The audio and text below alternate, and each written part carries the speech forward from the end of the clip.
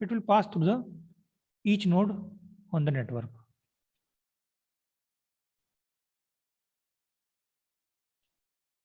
Intermediate nodes, we can say that. Now star topology. What is the star topology? Each device has the dedicated point-to-point link only to a central controller. That is called hub. Each device has dedicated point-to-point. Means there is a direct connection between computers of this computer. Each computer is connected to this computer. So what does mean? It link only to a central controller. So this is the central controller. It is called a hub. So devices are not directly linked to each other. So if this computer wants to communicate with this computer, we have to go through this central controller. It's called a hub. So we cannot send directly data to this node to this node. Okay. So every node on this topology have to go through this hub. Now star topology does not allow direct traffic between devices.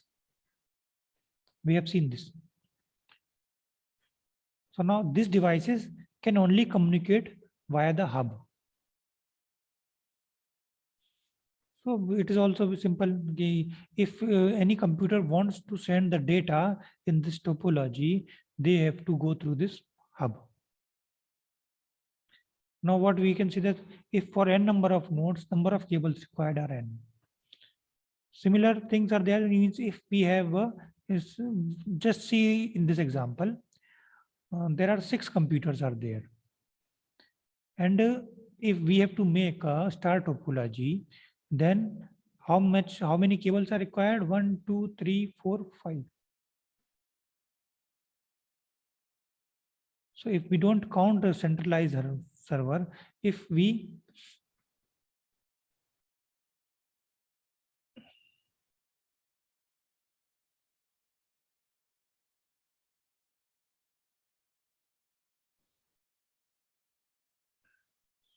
so for n number of cables required are n. So if we can see that if this is the hub, these are the nodes 1, 2, 3, 4, 5. So 5 cables are required in this star topology.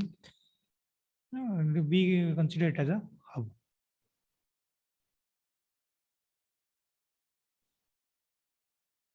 Now advantages of the star topology. It offers flexibility of adding or deleting of node from the network. And a breakdown of one node does not affect another node on the network. It is a advantage, another advantage. Then above reason causes easy fault identification and fault isolation. So we can find that where is the fault identification, we can identify the fault and isolate them, or we can fix them so that we can perform effectively by considering this fault. Disadvantages are if central computer goes down, entire network goes down. It is a major disadvantage. If the central computer does not work properly or fail, then entire network goes down. Requires next point is requires more cable length than a bus topology.